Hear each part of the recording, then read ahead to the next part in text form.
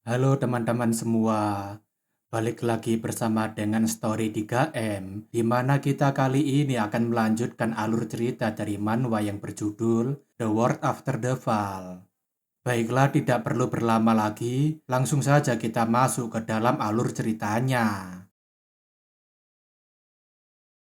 Pada chapter sebelumnya, Jaewan akhirnya berhasil menghabisi Jerome yang merupakan musuh lama ketika Jaewan masih berada di Chaos. Sekarang kita berpindah ke salah satu markas visur, di mana Miral memberitahu jika hujan turun di Abyss, maka itu hanya akan menandakan dua hal. Entah itu karena terjadinya pertarungan di antara dua makhluk terkuat, atau mungkin ada sesuatu yang jauh lebih hebat akan segera terlahir. Badai yang dibawa oleh visur sekarang ini sedang mengamuk di Abyss hingga sudah membawa banyak jiwa yang mati dan akan semakin bertambah banyak seiring rencana mereka berjalan.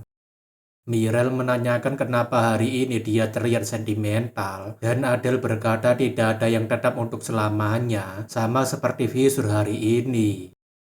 Mirel berpikir apakah Adele mulai terpengaruh dengan ucapannya Yunwan selama dia menjalankan misi bersama dengannya. Terlebih dia tidak mencoba menghentikan Yunwan yang keluar dari visur. Mirel sudah berulang kali berdebat dengan Yunwan, jadi dia sangat mengenal mengenai sifat Yunwan yang tidak akan berubah hanya dengan kata-kata.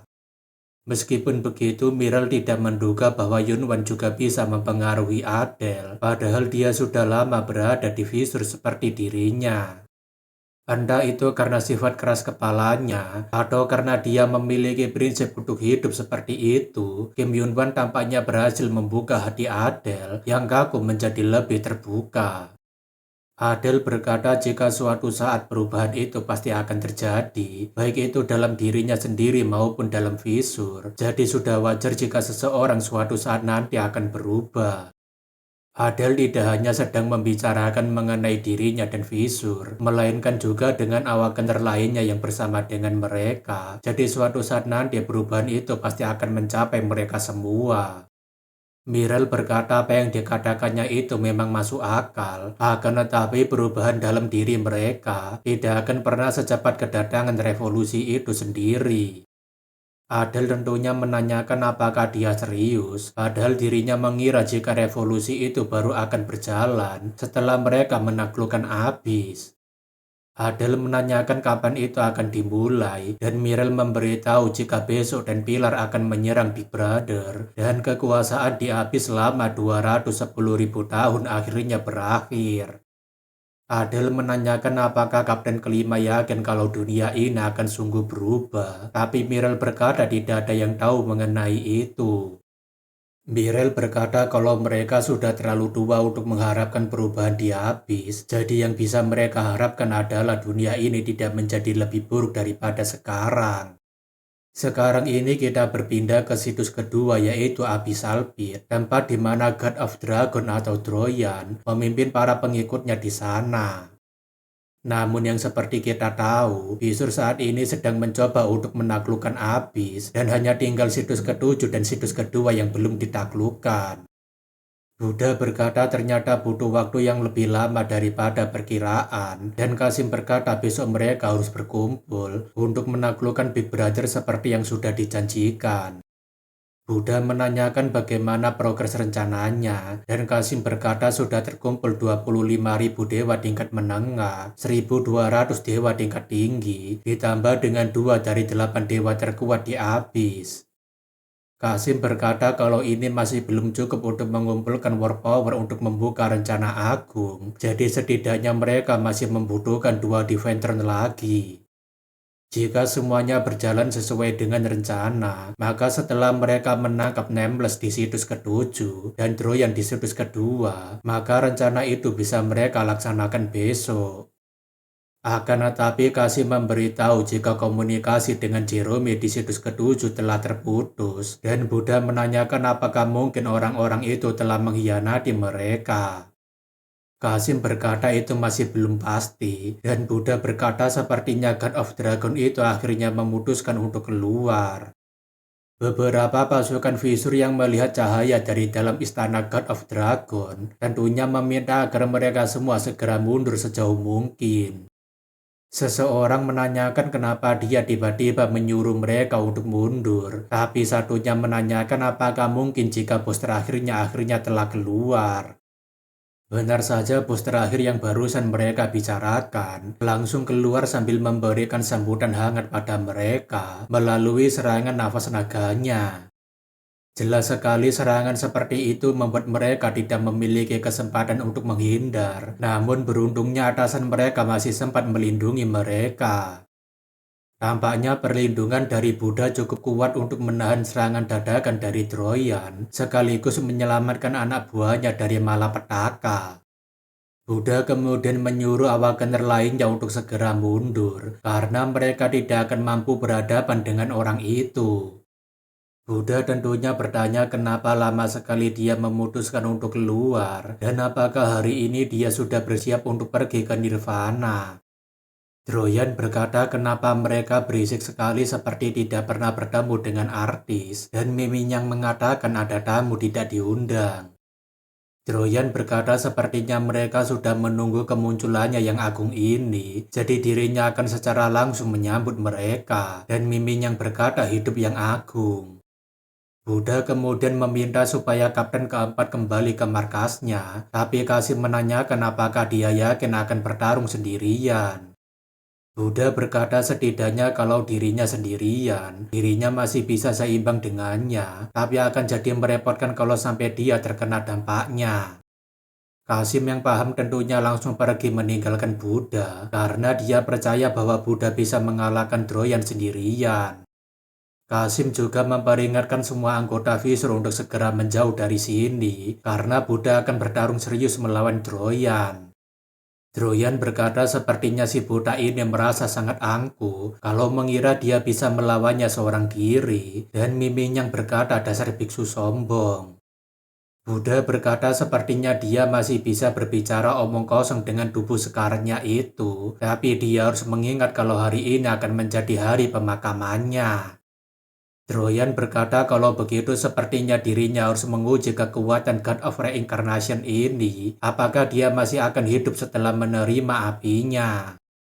Kehidupan dari kehidupan, akhir yang terakhir, kegelapan yang sangat gelap, itulah mantra yang diucapkan oleh Troyan dan Miminyang.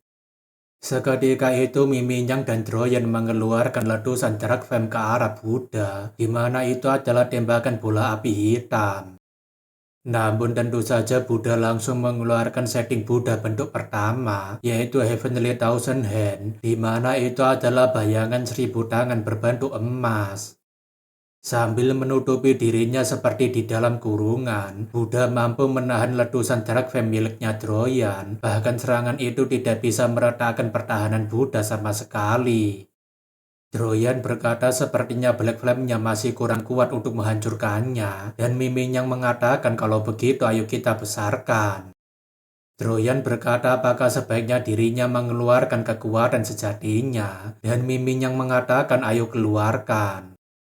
Angin berhembus dari barat, badai mengikat segalanya, dan tampaknya tato yang berada di tubuhnya Troyan perlahan mulai berubah menjadi berwarna ungu gelap. Melihat dewa mereka yang akan serius bertarung, para pengikut Troyan memutuskan untuk segera mundur sebelum terkena akibatnya. Buddha yang melihatnya tentunya mencoba untuk menggagalkannya, tapi Troyan berkata apakah dia pikir bisa menghentikannya hanya dengan memperbanyak tangan-tangannya itu. Seketika itu Troyan mengeluarkan setting utamanya yaitu Black Flame Dragon, sebuah serangan yang sangat kuat layaknya Dewa Naga, hingga membuat Buddha kesulitan untuk bertahan. Karena serangan itu terlalu kuat, Buddha mencoba untuk memfokuskan semua kekuatannya pada pertahanan sepenuhnya. Benar saja kekuatan dari setting miliknya Troyan, yaitu Black Flame Dragon sangat kuat seperti rumornya, di mana katanya itu adalah setting dengan dampak serangan paling kuat di Abyss. Troyan berkata dirinya terkesan dia masih bisa bertahan dari settingnya, tapi mau berapa lama lagi dia bisa bertahan dari serangannya ini. Namun ketika serangannya Troyan berhasil menghancurkan pertahanan tersebut, rupanya Buddha tidak ada di dalam kurungannya. Droyan tentunya bertanya kemana perginya orang itu, namun sayangnya Droyan tidak menyadari kalau Buddha telah menggunakan perlindungannya sebagai pengalih perhatian. Karena kelengahan tersebut, Droyan mendapatkan serangan telak dari Buddha. Terlebih Droyan sejak awal sudah kelelahan setelah bertarung melindungi wilayahnya. Miminya berkata ini gawat, dan Droyan berkata kalau dirinya sangat lengah gara-gara melawan para bajingan itu selama beberapa hari. Buddha yang merasa akan segera menang tentunya berkata, sepertinya dia sudah tidak bisa lagi bertarung lagi dengan kondisinya yang sekarat seperti ini. Buddha mengatakan dirinya akan berbaik hati mengirimkannya ke nirvana segera, tapi bersamaan dengan itu, ada sebuah api berwarna ungu menyala menempel di tubuhnya. Duar, duar, duar. Suara ledakan api itu sangat kuat mengelilingi situs kedua, seperti pesta perayaan kembang api di tahun baru. Tentu saja Buddha tidak menyadari api kecil tersebut, dan pada akhirnya dia harus mendapatkan serangan telak dari pengguna api tersebut. Buddha yang telah menerima luka bakar itu tentunya menanyakan dari mana asal api ini, dan Droyan berkata akhirnya kawannya telah datang.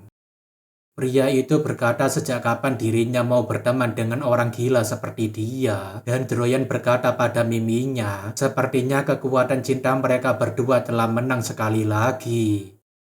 Pria itu berkata sikapnya yang berlagak kuat seperti itu masih saja belum berubah, dan Buddha yang mengenali suara itu tentunya menanyakan kenapa dia masih hidup. Karavan yang telah kembali tentunya berkata apakah dia pikir dirinya akan mati semudah itu hanya karena dirinya terpisah dengan dewanya. Karavan mengatakan karena dia berani menghancurkan Tropical Night ketika dirinya sedang pergi, maka sebaiknya dia bersiap karena dirinya akan menghancurkannya berkeping-keping. Tanpa banyak berbasa-basi lagi, Karavan memulai serangannya secara brutal. Bahkan beberapa pengikut Droyan sampai harus terkena serangan nyasar dari Karavan. Meskipun begitu, Buddha sampai sekarang masih mampu menahan serangan dari Karavan menggunakan setting Heavenly Thousand Hand miliknya. Namun tentu saja itu membuat Karavan semakin brutal memberikan serangan pada Buddha yang sampai sekarang ini masih terus bisa menahan serangannya. Buddha berkata kalau ini jadi semakin merepotkan semenjak ada dua Divine Throne di sini, tapi dirinya harus mengalahkan mereka berdua secepat mungkin. Ignis berkata sepertinya biksu itu masih tangguh untuk bertarung dengannya, dan selain Droyan, dia adalah orang yang mampu menahan Crimson Tribulation miliknya. Karavan mengatakan dirinya pernah mendengar dari klan berumur panjang jika ada beberapa Divine Throne yang menyembunyikan kekuatan asli mereka. Ignis berkata itu benar, dan Buddha adalah salah satu di antaranya. Tapi tentu saja Buddha menanyakan apakah dia barusan membicarakan suku Ouroboros. Karavan mengatakan sepertinya telinga panjangnya itu berguna juga sampai bisa mendengarkan obrolannya, dan Buddha menanyakan apakah dia masuk ke Grandwood. Karavan mengatakan itu benar, dan dirinya juga mendengarkan beberapa kisah tentangnya dari Rahamat. Rahamat pernah menceritakan padanya kalau Buddha atau God of Reincarnation adalah makhluk yang paling dekat untuk mencapai Eye of Gestalt. Namun sayangnya Rahamat merasa sangat kecewa padanya karena dia malah kabur di tengah-tengah latihan seperti seorang pengecut. Ignis menanyakan apakah dia serius, dan Karavan mengatakan itulah yang mereka bilang padanya, meskipun pada akhirnya dia tidak bisa mendapatkan artefak dari dewa kuno. Buddha berkata dirinya senang bisa bertemu dengan juniornya, tapi sayangnya tindakannya ini terlalu sombong untuk bisa melawan seorang senior seperti dirinya. Setelah menerima Thousand Hand Prayer, Karavan tentunya langsung terpukul mundur, di mana itu adalah serangan yang mengandalkan tekanan udara. Karavan berkata apakah dia pantas disebut sebagai seorang senior, padahal dia kabur di tengah jalan dan tidak berhasil mencapainya. Buddha mengatakan pelatihan dari Rahamat itu tidak ada ujungnya, dan bukankah dia sendiri tidak bisa mencapai akhir dari pelatihan itu? Karavan mengatakan omong kosong pelatihan tidak ada ujungnya. Namun meskipun dirinya memang tidak bisa mencapainya, tapi dirinya ke sana bersama dengan seseorang yang telah berhasil dan mendapatkan Eye of Gestalt. Buddha tentunya berteriak kalau itu sungguh sangat mustahil, dan memangnya siapa yang berhasil mencapainya? Dan Karavan berkata bukankah dia tahu siapa yang kabur bersama dengannya? Namun tentu saja Droyan yang sudah memulihkan sebagian kekuatannya langsung memberikan serangan dadakan pada Buddha sambil mengatakan kalau mereka adalah senior dan junior, maka dirinya adalah sepuh. Melihat Buddha yang terkena serangan telak, Karavan tentunya memuji Droyan yang berhasil membantunya tepat waktu, dan Droyan berkata ayo kita gabungkan serangan mereka berdua. Karavan menanyakan apa maksudnya, dan Droyan berkata tanyakan saja itu pada dewanya, karena mereka harus mengakhiri si botak itu secepat mungkin. Ignis mengatakan tidak ada salahnya mencoba tawarannya, dan Karavan menanyakan kenapa dia malah setuju dengan orang gila itu. Ignis berkata hanya itu satu-satunya cara untuk bisa mengatasi Buddha saat ini, tapi Miminya dan Droyan saat ini sudah mulai merapalkan settingnya. Jelas saja itu membuat Karavan tidak memiliki pilihan lain selain mengikuti keinginan orang aneh itu untuk menggabungkan kekuatan mereka.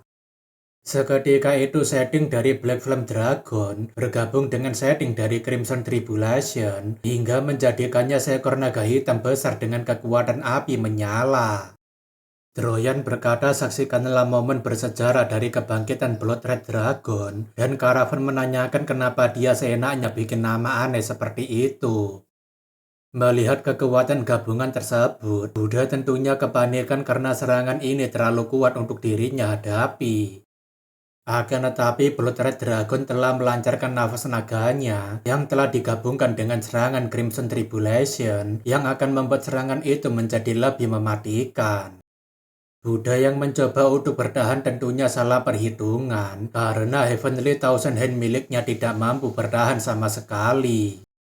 Pada akhirnya Buddha harus terbakar hangus setelah mendapatkan serangan gabungan dari Droyan dan Karavan, sampai-sampai suara teriakannya terdengar di seluruh abis. Para pengikut Droyan tentunya sangat terkagum dengan kekuatan gabungan dewa mereka, bahkan mayat Buddha saja langsung menghilang menjadi debu. Setelah pertarungan habis-habisan yang tiada henti itu, Droyan langsung tertunduk di tanah dan para pengikutnya menanyakan apakah pemimpin tidak apa-apa.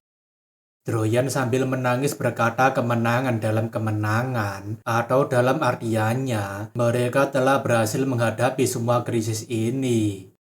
Karavan berkata dirinya kasihan pada proksi dari orang aneh itu, dan Ignis berkata memang sangat kasihan, jadi seharusnya dia berterima kasih karena sudah menjadi proksinya. Karavan menanyakan apa yang harus mereka lakukan sekarang, dan Ignis berkata sebaiknya dia membawa orang aneh itu, karena dia akan tetap menjadi bala bantuan yang sangat besar.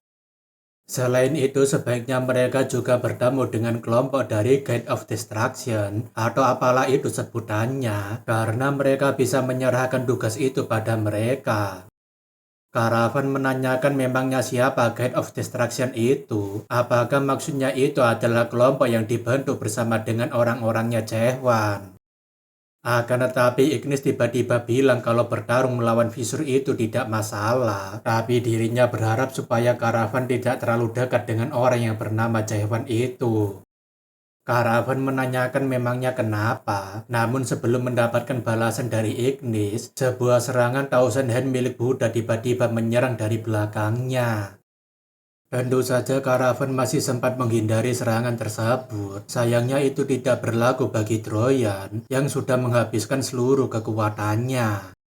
Karavan yang tidak mengetahui kekuatan Buddha yang sebenarnya tentunya menanyakan apa yang sebenarnya terjadi, kenapa masih ada setting milik Buddha di sini. Karena tidak bisa menghindar dari serangan dadakan barusan, Droyan dan Miminya pada akhirnya tertangkap oleh setting Heavenly Thousand Hand. Droyan tentunya berusaha menggerakkan tubuhnya tapi tidak bisa, dan Miminya hanya mencoba meminta seseorang menyelamatkannya. Namun sayangnya sebelum ada seseorang yang bisa menyelamatkan mereka berdua, Heavenly Thousand Hand langsung memberikan serangan terakhir untuk menghabisi mereka berdua sekaligus. Karavan tentunya berteriak memanggil nama Droyan, tapi itu sudah sangat terlambat karena kedua orang itu sudah tidak memiliki kekuatan sama sekali. Seseorang yang keluar dari teratai di atas langit kemudian mengatakan jiwa yang ke-1617 telah dibunuh, dan karavan berpikir bukankah ini adalah suaranya Buddha. Buddha yang terlahir kembali berkata, tidak peduli seberapa banyak dirinya mengalaminya, tapi rasanya benar-benar sungguh sangat menjijikkan. Karavan yang terkejut menanyakan bagaimana dia masih bisa hidup. Bukankah dia barusan sudah menjadi abu setelah terkena serangan gabungan darinya? Tampaknya julukan dari Dewa Reinkarnasi bukan hanya sekedar bualan belaka, karena Buddha benar-benar bisa terlahir kembali dengan tubuh yang baru. Buddha menanyakan apakah si rambut merah ini yang telah membunuh dirinya yang ke-1617, tapi karavan tentunya tidak paham maksudnya. Buddha berkata sepertinya dirinya mulai paham kalau dia adalah orang yang telah kabur dari Grandwood, jadi sudah pasti dia tahu mengenai dirinya. Entah itu perasaan admin saja atau bukan, tapi dalam percakapan ini, tampaknya ingatan Buddha sebelum mati tidak langsung diterima oleh Buddha yang baru saja terlahir. Melihat dari matanya Buddha, karavan tentunya menanyakan apakah itu adalah Eye of Gestalt, dan Buddha berkata kalau ini bukanlah Eye of Gestalt, meskipun bentuknya sangat mirip. Buddha memberitahu kalau dirinya menciptakan setting yang berbeda sebagai ganti dari Eye of Gestalt yang diajarkan oleh orang-orang gila itu di Grandwood. Buddha berkata jika setiap eksistensi terbuat dari pakaian yang tidak terhitung jumlahnya, maka ketika ada salah satu pakaian yang robek, maka dirinya hanya tinggal membuang salah satu potongannya saja. Buddha mengatakan tidak peduli seberapa banyak kematian yang dirinya hadapi, dirinya hanya perlu mengorbankan salah satu pakaian untuk bisa hidup kembali. Dengan menggunakan setting yang dirinya ciptakan sendiri, dirinya mampu terlahir kembali berulang kali, atau dalam artiannya, dirinya telah mencapai keabadian.